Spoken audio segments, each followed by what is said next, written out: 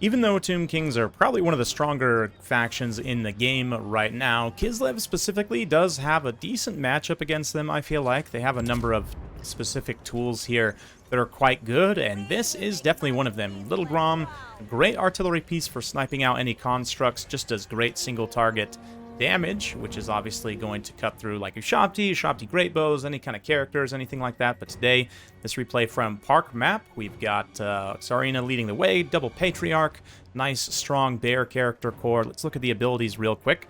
Das Brazier there, and Courage of Sacrifice, which is going to give him some anti-snipe ability and the activatable heal as well. Same thing here, Das Brazier, probably a little inefficient to take it on both of them if they're all going to stay in a blob, but it does give you some insurance that if one of them gets sniped, you still have the passive heal on all of them, and the Vigor Refresh as well. Activatable there. I've got some Armored Kossars in the front line, some Kossar Spears, Ice Guards with dual swords, very interesting. Not sure about the thought process there, given that a lot of the Tomb King's mobile units do count as large, like Carrions and whatnot. No Carrions to start, but we do have some Nehekara Horsemen coming out of reserves. We've got some Skeleton Archers, Nehekara Warriors, great anti-infantry. No missile block, though, could be tough against Kislev. Some Skeleton Archers, and 2 Screaming Skulls. So we've got, what is that, Little Grom versus Screaming Skulls? Seems like a decent tagline. Let's look at the reserve armies as well. In reserves, Kislev's got 3 Zargard Sword and Shield, single-winged Lancer, 2 Kossars with great weapons, 2 Snow Leopards, 3 Kossified Dervishes, and 2 Kossar Spears. For the Tomb King's reserve, they've got double Necropolis Knight, double Tomb Scorpion, a couple of Nehekara Horsemen, 4 Carrion, and 4 Skeleton Warriors. And we're back at it. So, obviously, the Screaming Skull is going to be focusing right onto the Ice Guard, given their relatively expensive cost for an infantry skirmish unit. We're going to come forward. I guess dual swords does help them against like Arcan's skeleton summons, but you know, Carrions, Nehekara Horsemen, all that stuff is going to count as large, so I might go with the Glaives here specifically, but they're going to open up the Kossars also open up with their pistols here in the front line, and those Nehekara Warriors, lacking a missile block chance, are going to take some pretty significant damage on the approach here. But here comes Cetra also. Gonna charge straight up the pipe into triple bear characters. Not a great situation for him to go 3v1 there, but he is going to use that blinded effect.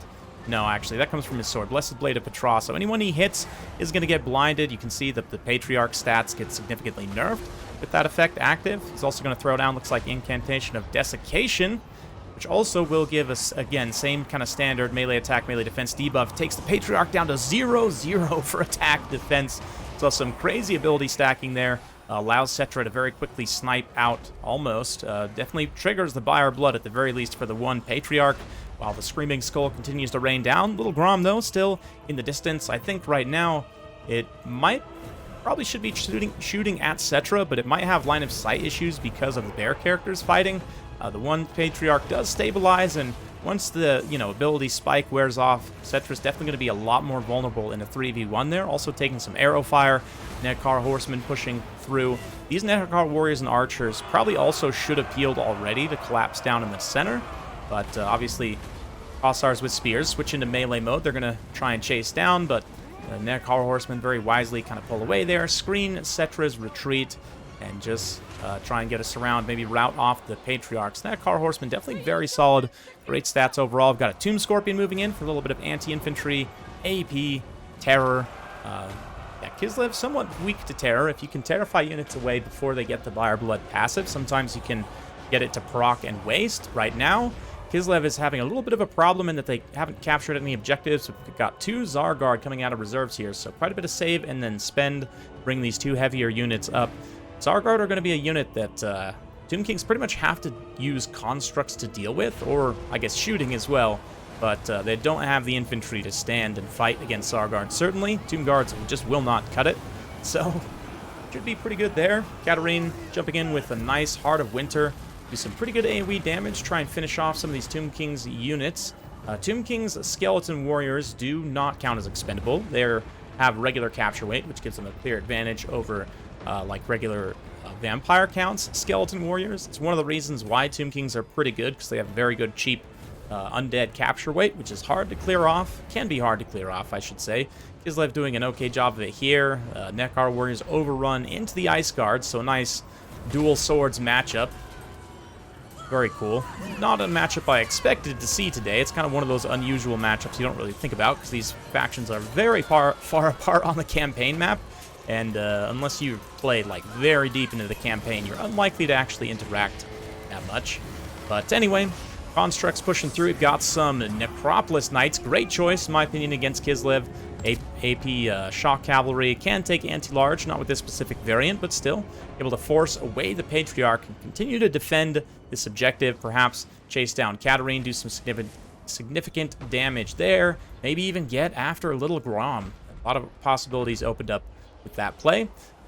Tomb Scorpion comes through to continue to support, but does leave these Skeleton Archers a little bit vulnerable across fight Dervishes. They get in there and start to mess them up, take apart those skeletons manually with their sabers. Very cool stuff. And finally, this side force decides to collapse down into the center. They could have been value trading a lot more efficiently, but Screaming Skulls also have been a pretty significant problem. There's a bug currently with them that if they get any sort of healing from Laura of Nehek, the Laura of Nehek passive, I believe, that actually bugs out their ammunition, so they get infinite ammo. So a little bit tricky there. Kislev having to contend not only against the opponent, but also against the game itself. But Necropolis Knights end up getting countered very well by just some cheap Kossar Spearmen. These guys, their bows and spears as a hybrid unit, you know, obviously the AP is not that great, the stats are not amazing, but in enough numbers, certainly in a big surround like this, monstrous cavalry are very vulnerable. And look at that point-blank shot from Little Grom right into the face, just clears a couple models as well. So, decent stuff. The Patriarch also continuing to fight and heal in melee. He's quickly approaching his healing cap. Katarine probably should also go fight with the Patriarch kind of 2v1 the Scorpion. But, oh man, that Zargar just getting absolutely shredded by Screaming Skull catapults. Definitely need to try and get some Dervishes, maybe up and around the side here. Get in and just try and take those catapults out. We've got a couple of Dervishes capturing the side objectives, so maybe they'll swing over, try and silence that artillery in a minute. But by now, that artillery is definitely making its presence felt. Looks like we're going to have another Heart of Winter thrown down here. It gets a decent amount of value. I mean, I guess value-wise, it's mostly skeletons, right? But in terms of actual damage number, right, in terms of total HP damage dealt, will be pretty good. And Katarine should be able to survive through just fighting those low-tier units as long as she can get her healing. It does look like the skeletons may focus there, but you know, Car Horsemen come through. Should trade very well, especially since the Gossavites didn't get their charge. But, yeah, interesting kind of comparison between these two. Nekara Horsemen, very solid stats, is clearly superior. So even with their lower numbers, of course, they do get some Carrions as reinforcements there. So, interesting back and forth. Right now, Kislev did manage to come back on the 2-cap, not too far behind in terms of having it be out of reach. So if Kislev can defend the 2-cap, they should be able to take it home. Snow Leopard, rather, comes out. It's going to fight Scorpion. Again, this is one of those weird kind of Warhammer matchups that is just so strange. One thing to note about the Scorpion's attack animations, they're very odd, but it does have attack animations from the rear arc, which is actually a bad thing in this situation because it's still getting most of its melee defense bypassed by the fact that the Snow Leopard is in its rear kind of arc, you will. But anyway, it doesn't take long. That Tomb Scorpion's days were numbered anyway, especially 2v1. Those Snow Leopards are able to get the job done. Now, fighting in the center here, we've got the Patriarch heel capped. Zarina is quickly approaching her heel cap, but has managed to sustain through that engagement. Zargard still desperately trying to get back after that artillery. Nice collapse here from the Tomb Kings. Nekara Horsemen and the Skeletons, obviously, just sandwiching these Zargard, and despite their armor and melee defense, when they're so significantly outnumbered like that, they will start to get dragged down into the mud. They're also just not going to do very much damage back to either of these units, given their somewhat mediocre offensive stats. Anyway, Gossavites have been able to hold out here, and that is one thing about Kislev Light Cavalry. It will hold much longer than any other faction's Light Cavalry, given the Buy Our Blood passive, and just the fact that it has pretty solid leadership overall. They've managed to at least continue to hold this objective. It's just about in Tomb King's capture now, but They've bought quite a bit of time and closed the gap significantly between these two. So with Kislev now threatening here in the center, they can switch their focus and just try and, yeah, win here in the middle. Little Grom also completely out of ammunition at this point. 152 kills, 2,500 damage value. It's really, really good stuff. Helping Kislev stay in the fight. Now going to add its capture weight into the center here. Who knows? It could maybe even go fight the Tomb Scorpion. That's a janky matchup, but it does have 43 melee attack with 110 weapon strength, decent AP. I mean, that weapon strength overall is very low. Obviously, a regular single entity like the Tomb Scorpion is going to have 300 plus. But, I mean, certainly 43 attack is enough to get through the 33 defense of the Scorpion, so maybe we'll watch for that in a minute. Certainly the Snow Leopard's better suited to fighting the Scorpion, even though it does have less HP. Not a significant amount, though. A lot of people, given the Scorpion's relative size, might overestimate the amount of base HP that it actually has, but it's not super tanky, relatively low cost, and yeah, comparable on the power level to something like, not even like a Manticore. Manticores are cheaper, but generally I would consider it to be better for a number of different reasons. Tomb Scorpion, again, getting trapped by its rear attack animations, so that both of these Snow Leopards are attacking it in the butt, which is obviously OP. Anyway, the bear there, Little Grom, just forming a nice blob of the Nehekara warriors. Smart Kislev play, too, to bring your skirmishers up onto the objective, to bring the Kossars and everything else. Make sure they're standing on the objective, even if they're still shooting with their bows. Just want to make sure that they're adding their capture weight to that objective. But anyway, over here on the side, speaking of which, Kossar Spears probably want to try and shoot the Nehekara warriors up a little bit. It's going to be a really bad melee engagement if they just run in there, but we'll see. Maybe the Tomb King player won't notice in time. Tomb Scorpion also coming through, kind of disengages from the Snow Leopards there. Gets a little bit of infantry support. It's going to be better. Katarine also just like mourning the loss of the Patriarch here. Standing by his corpse, just all sad. Pretty close to her healing cap, though. Patriarch did his job of healing himself and her, even though the other one definitely got wrecked. Kislev's looking pretty risky now, though. They do need to push for a 3 cap. They want a chance of winning this game. They've almost got the center objective secured, but it's kind of teetering back and forth. Katarine really should charge in and fight the Tomb Scorpion with these 2 Snow Leopards right now, just to add her armor-piercing kind of power to this engagement. Try and finish that thing off, because it's definitely adding to the capture weight, although Kislev still has enough to power through, and at this point we'll be able to seize that objective. Big light cavalry deployment here on the side as well. Gonna move in and just try and, I say light cavalry, there's actually proper winged lancers mixed in here. We're going to move in and capture this objective quickly. We've got some armored Kossars with great weapons also moving up, so Kislev should be able to capture this objective, and suddenly the 3 cap with that, kind of on the table, and just in time, too. I mean, Kislev definitely needs to secure that objective very, very quickly. Let's see if they're able to do so. Those Nehekara warriors holding out very admirably, and some skeleton warriors coming now as well, even though, yeah, I'd probably move these dervishes to try and block both units, but he does get the secure in place, and, with a lot of cavalry capture weight here and the infantry mixed in, should be able to hold, but again, I would probably move these cavalry away to try and block these guys from even getting to the objective in the first place.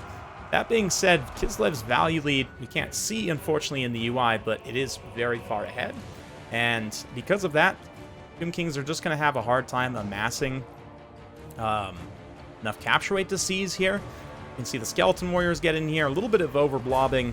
Kislev is going to get punished by the Screaming Skull catapults there. But I say overblobbing. It's mostly just hitting these Kossar by Dervish models. Fire Blood now pops, so they'll continue to hold. And, yeah, Skeleton's just kind of standing and staring. This is probably the most anticlimactic showdown I've seen on the final objective, but there you go. It's just... yeah, I guess the Tomb King's not wanting to lose models and lose capture weight, even though they'd probably win this engagement straight up if they did go and fight, try and finish these units off. Meanwhile, on the far side, they're also got a Tomb Scorpion on this side objective. Tomb Scorpion does have Vanguard, but I think it would have benefited the Tomb King player here just to have some cheaper Skeleton Horsemen, they also have Vanguard, and don't get me wrong, I'm a huge fan of Nekar Horsemen. You definitely want to take them as well, but the Skeleton Horsemen off of Vanguard are just a great unit for cheap capture weight very quickly to try and like seize these side objectives. But this objective number 3 here with the Skeletons pushing now, Kosovoite Dervishes running for the hills, and of course Little Grom still here fighting as well. Man, this Little Grom's absolute champ, definitely the MVP for Kislev here.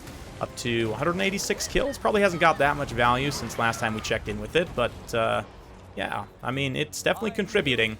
Kislev is able to hold, though, onto the objectives just long enough to take home the win, so nice to see there overcoming the bugged Screaming Skulls, both of which got a crap load of value.